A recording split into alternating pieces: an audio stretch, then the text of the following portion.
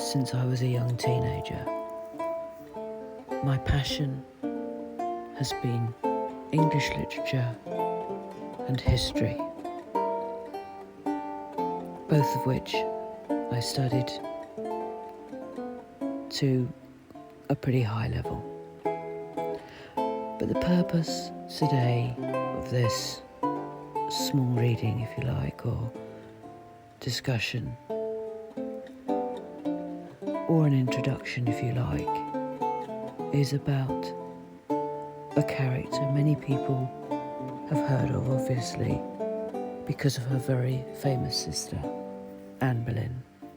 I am, of course, talking of Mary Boleyn.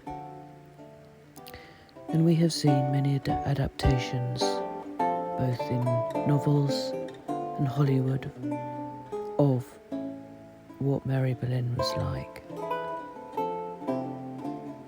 And obviously, from mainly, probably more recently, from the adaptation of Philippa Gregory's book called The Other Boleyn Girl, we saw a glimpse, we thought, or as portrayed by Hollywood, into the person who was Mary Boleyn. As I've said, I've studied history, and I have the privilege also over the years of getting to know some pretty eminent historians whose target, if you like, or interest really is obviously the Boleyns. Mary Boleyn is still a bit of an enigma in the history documentation. I mean, who was Mary Boleyn?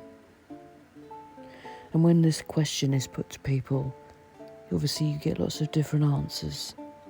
Well, you get Anne Boleyn's sister, Henry VIII's mistress, mother of Henry VIII's children, or that girl played by Scarlett Johansson in the movie.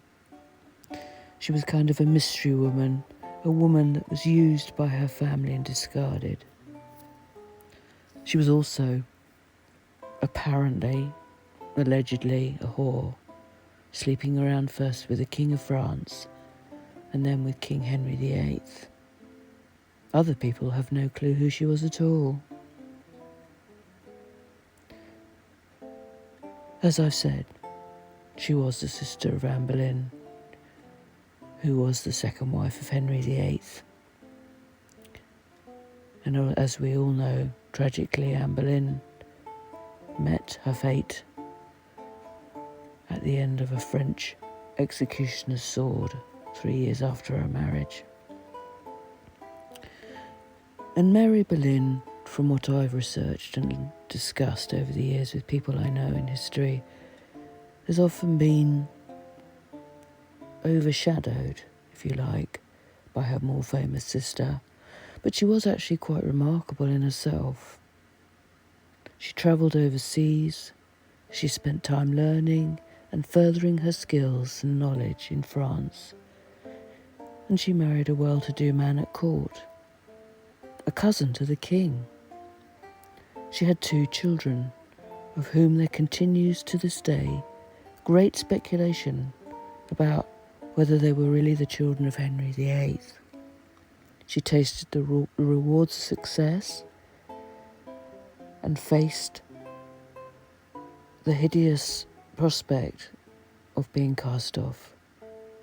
Because women in those days, if they had any kind of disgrace, even if it wasn't their own or within their family, and were without a husband, were left often just to meet an end in poverty. But she was often described as a beautiful, quite different in colouring to Anne. Slightly, I think more from the picture I have here, a much more lighter colour of hair. a merry disposition. And the one thing that Mary Boleyn did was that she survived her family's tragic fall from grace, and she then lived on with a man she loved deeply and with her whole heart. And her life ended with no record or pomp. She left the world quietly, with little recognition for the life she had led.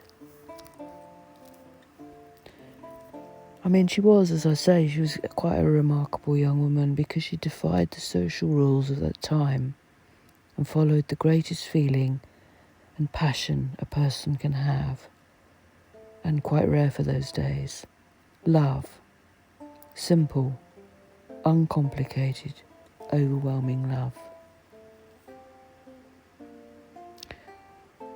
The so-called facts that we hear about Mary Boleyn often contradict themselves. And as often happens, authors take one stance on her life and others take another.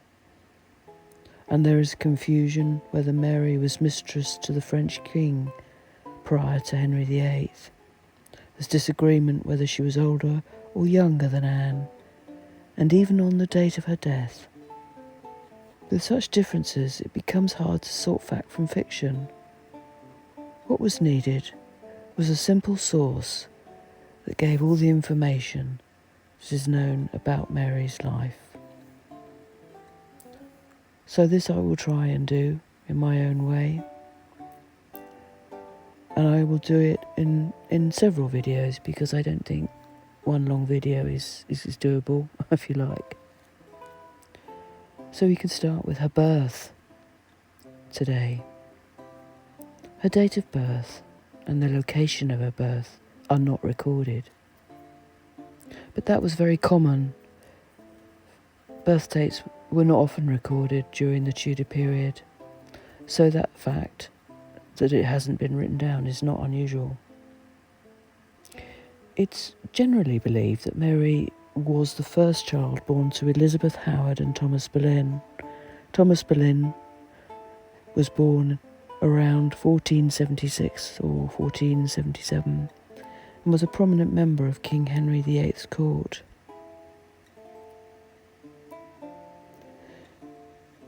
He was fluent in many languages, including French and Latin, and was well educated. He was also quick-witted and very good at sport, especially jousting, which of course, as many will know, Henry VIII enjoyed and had a passion with. Thomas Boleyn used his intellect and talents to work his way up through the English court, and throughout the early years received a number of rewards. He was knighted in 1509 and made a Knight of the Garter in 1523.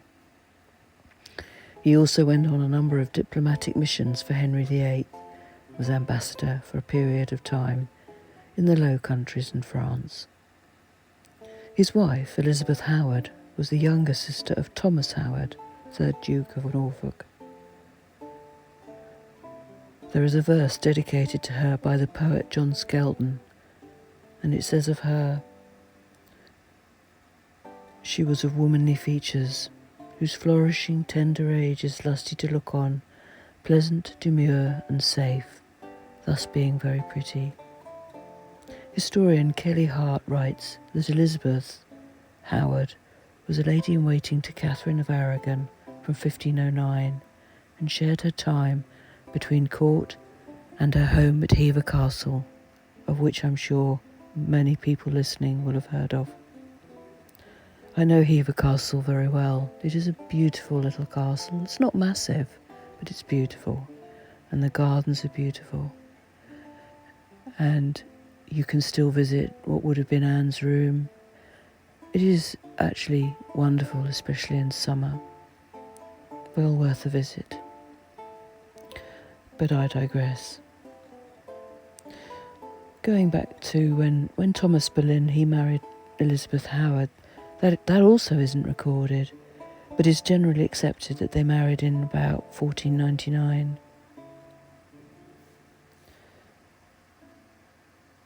In In 1536, Thomas Boleyn wrote to Thomas Cromwell, right-hand man to Henry VIII, stating that, quotes, "When I married, I had only £50 a year to live on for me and my wife, as long as my father lived, and yet she brought me every year a child." From Thomas Boleyn's statement, if we accept the couple were married in 1499, then the first child born to Thomas and Elizabeth possibly came into the world in about 1500, and then 4 more children followed, 1 each year. As I said, there's been a lot of debate as to which was the eldest daughter. Was it Mary or was it Anne? And the strongest evidence to suggest that it was Mary who was the eldest daughter comes from a letter her grandson wrote, George Carey, 2nd Baron Hunsdon, who wrote to Thomas Cecil, Lord Burleigh, 1597. He wrote that he believed he was entitled to the earldom of Ormond, which had belonged to his great-grandfather Thomas Boleyn. He stated that as the grandchild of the eldest daughter and the sole heir of Thomas Boleyn, he had right to the title. And in this letter, George Carey also wrote that his father was Henry Carey, Mary Boleyn's son, asserting again that he had a right to the earldom of Ormond. This was a bold letter for him to write. His second cousin was Queen Elizabeth I, daughter of Anne Boleyn, sister to Mary. If Anne Boleyn had been the eldest daughter, then it would have been Elizabeth I who would have been entitled to the earldom of Ormond. Therefore, it can be strongly suggested that George Carey would have had more than certainty about his grandmother's being the eldest daughter of Thomas Boleyn, as he was claiming the right to that title over his second cousin, the Queen, Elizabeth I.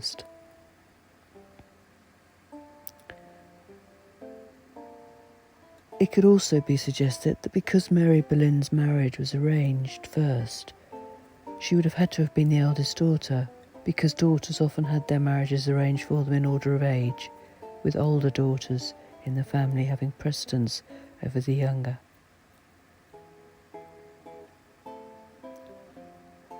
Also, when Anne Boleyn was created Marquis of Pembroke by Henry VIII, the letters patent giving her this title referred to her as Anne Rochford, one of the daughters and heirs of Thomas, Earl of Wiltshire and Ormond, Keeper of the Privy Seal. If Anne Boleyn had been the eldest daughter, would the papers not state this, especially as an older child would have precedence over the younger? But instead it just says she was one of the daughters of Thomas Boleyn. And I could go on. There are an awful lot of documentations on this, if anyone is interested. And the purpose of me starting this today and moving in a different path is to talk about Mary and what we kind of do know as best we can, the facts, not the Hollywood facts or the novels, even though they do use certain aspects of reality, because she was very much a real woman, as many know. So for today, I will end on that beginning, and I will do another upload another day, if anyone is interested. I do think she's an interesting character. I do think too that, unfortunately, that certainly here in the UK and for tourism, the Tudors are an endless source of fascination, and also seem to come first often in schools with history. But they are actually interesting. The mixing of the Boleyns and the Tudors, it's very interesting. And I will continue, as I say, on another upload. You will see from the photograph, this is what she looked like, or an approximation of what they think she looked like. And we have to remember too, that she in her French gable hood here in this picture, this is also done in a style of the time. So there will be aspects of her face that will be true, but it will also be done, like many portraits one sees of that time, as a style. Just as now in fashion magazines, there's a certain way of looking, and each decade in fashion and style changes and is photographed now differently. But I think there's a lot to admire in this lady, and a lot of myths to dispel if we can. So I hope you've enjoyed that introduction, and I'll see you again soon. Take care.